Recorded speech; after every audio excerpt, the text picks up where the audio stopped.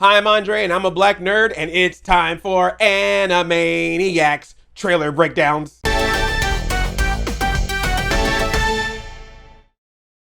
Thank you so much for watching my channel. If you like geeky pop culture things, both nostalgic and new, then make sure you're subscribed to this channel and ring that bell so you be notified of the future videos that I make. But today, I want to talk about Animaniacs. They are coming back to Hulu on November 20th. They've had panels at virtual cons, they've had clips, and they've even had an official trailer go out to show us what we can expect from the new Animaniacs. And I am loving all of it. It is so good so far. Haven't seen the whole show, so I don't want to make full-on final judgment, but so far I have been very pleased with everything they've been showing because it's exactly what I was hoping for this show. Modernized just a bit so it can play into today's pop culture, today's trends, but still having that classic humor, silly jokes, the one-liners, breaking the fourth wall, meta-style humor, commentary type humor, as well as, of course, the classic dropping hammers and anvils on people. All of it still seems to be there while just being able to play around with some of the stuff that we know today that obviously wasn't around back in the 90s when Animaniacs first aired, when I loved that show even back then. I love that in the trailer, they immediately make fun of the concept of reboots, talking them down while, of course, taking a Hulu check, being called Hulu sellouts. That's that just meta commentary I just love about Animaniacs. They used to make fun all the time when they were on Fox Kids. They would make fun of Kids WB. They would make fun of Warner Brothers itself. So I'm very glad to see they're continuing that tradition by making fun of reboots, even though they're a reboot, and making fun of Hulu, even though they're on Hulu. That's really great. They're like, you should see our new contracts, and it says 2 new seasons. I'm assuming that's gonna take the place of the, we have pay for play contracts, or was it pay for play contract? Hulu signed the show up for 2 13-episode seasons on Hulu.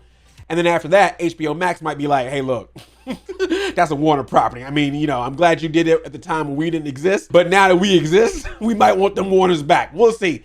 Hey, it ain't the first time the Warners would leave one network and go to another one. But for right now, they all on Hulu, and I'm excited. I also really like the animation. I know some people are gonna probably be a little thrown off because it definitely feels like a different style. But again, just like with the humor, they figured out a way to modernize the animation, but at the same time, it's very fluid. You can definitely see that there's a little bit of a blend between trying to use that squash and stretch technique of our original cartoons while still using the technology of the cartoons of today. I think the animation looks good. It's very crisp, it's very clean. And so I think that's gonna work just fine for me. But yes, obviously taking a show from the 90s and bringing it into present day, you can now play with some new things that you couldn't play with back then to make fun of. Tablets, Instagram, wikis, that wasn't around in the 90s. So now the Animaniacs can have fun with that. They reference Queen Bey, but there's definitely a lot of things that I think can easily be made fun of that the Animaniacs weren't around when they could have done it. So now that we have the Warner brothers and the Warner sister back, and we have Pinky and the Brain back, now they can have a lot of fun with a lot of different things. I like the clip where there's a character that comes out and it's like, I am the Pegasus, and I must tell you about this great war. I thought that was kind of interesting because I was like, oh, is that supposed to be like a little riff on My Little Pony and Transformers at the same time? Because they're both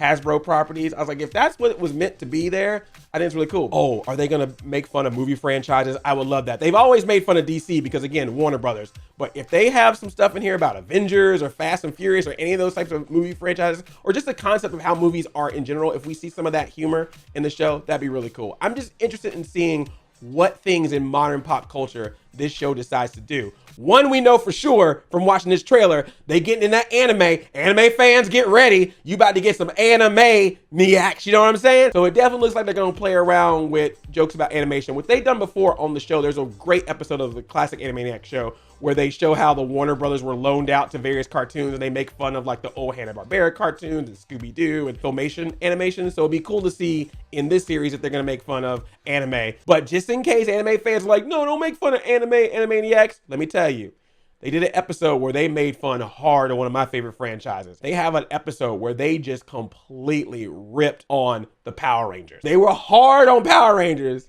And I was like, Animaniacs, that's messed up.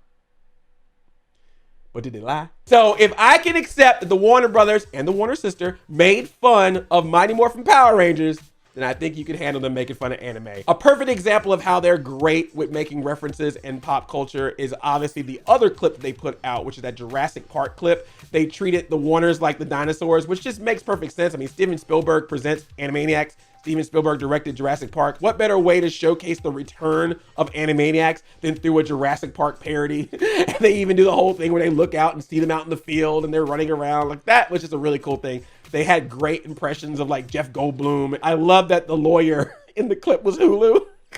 We're gonna make a fortune off this show. That's so great. But there's also a clip in here where it looks like they're kind of doing like a Greek Odyssey type thing. That's really cool too, because another thing that Animaniacs did a lot of, in addition to making fun of modern things, they would also make fun of classic things. So you would see them in various points of history. You would see them playing around with different mythological stories, fables and whatnot. So I'm glad to see with that little segment that might be happening with this show as well, that they're not just gonna just focus on, let's make fun of current pop culture, but they may start playing around with different points of history again as well. That stuff is just as fun, especially when they can sometimes make modern pop culture references during those different time periods.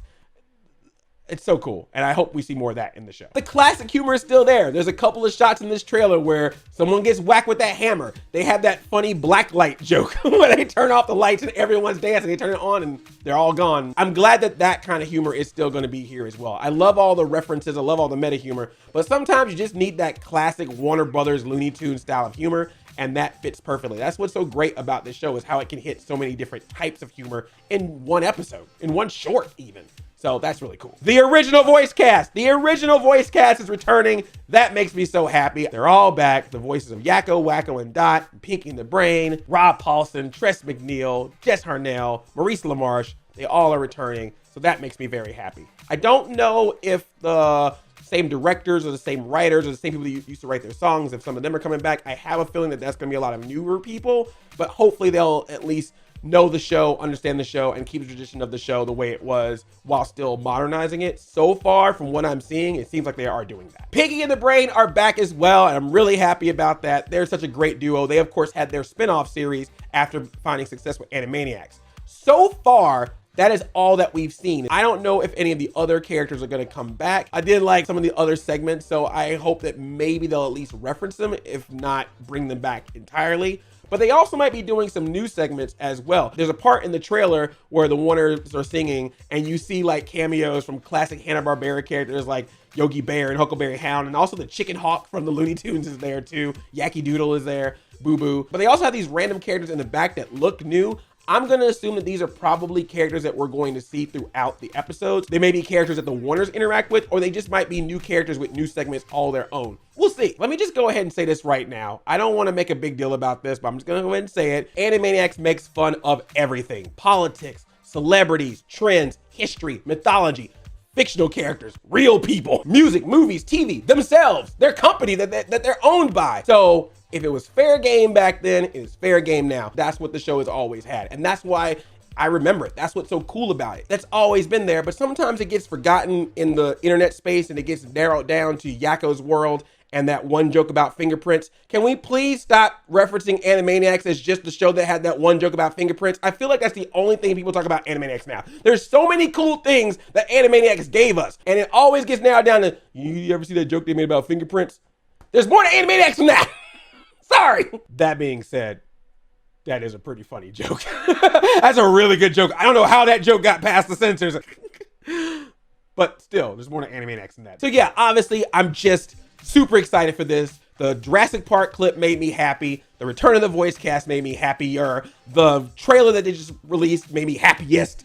I'm just so excited to see this show again, and I can't wait to see what kind of humor we're going to get. Will we get some new songs? Will we get an updated Yakko's world?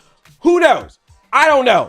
All I know is so far what I've seen, I'm happy about. Just like I was saying about DuckTales and Darkwing Duck in my last video, I just love it when someone clearly likes the franchise that they're working with and brings it back. Definitely, obviously has to modernize it a bit for new audiences, but this show completely understands that people that grew up with Animaniacs are going to be looking into this just as much as new people would be watching it. So it looks like that they're really trying their best to make sure to capture the magic for both old and new Animaniacs fans. And I think that's all that you can possibly do. That's the best that you can do when you do a reboot. Have a little fun with it too. Let's have some fun. The Animaniacs are back. And then I'm hoping that Tiny Toon Adventures gets a phone call, because Tiny Toon Adventures was cool too. Tiny Toon Adventures walked so Animaniacs can run. Okay, thank you so much for watching this video. What do you think about the Animaniacs goodness? Are you excited for this show? Are you nervous about it? Don't be, it's a cartoon. And thank you so much for watching me. And if you like what you see here, make sure you're subscribed and make sure you ring that bell to check out the future videos I make. Wheel of Morality, turn, tells us a lesson that we should learn. Mwah! Good night, everybody.